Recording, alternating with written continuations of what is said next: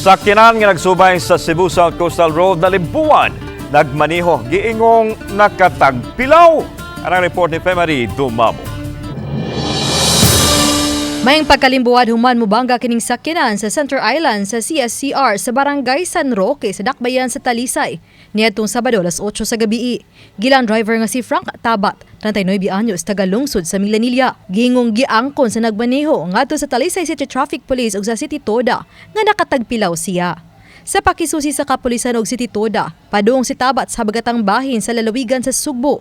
Apan gingong nasabod ang ligid niini sa Center Island nga misangpot sa pagkalimbuad.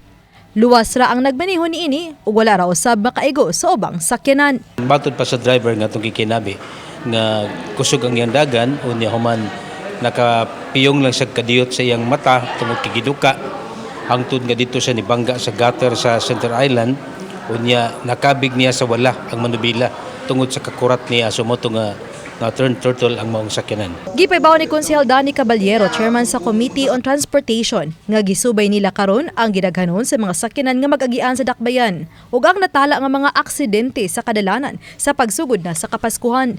Mato ni Tumulak nga sukad nitong Biyernes, Disyembre 1, dili mobo sa tulo ka mga aksidente sa kadalanan ang ilang natala. Subay niini adunay pahimangno ug panawagan ang naisgutang mga opisyal.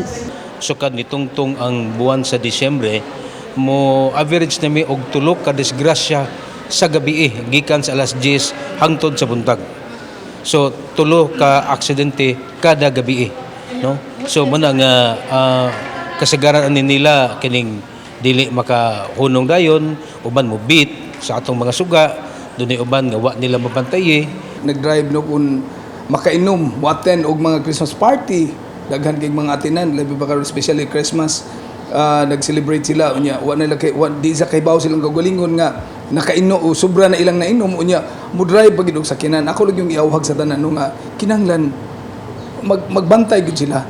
Uban ni Cleofer Lumayag ug Rod Prado, Femari Dumabo. Balitang Bisdak.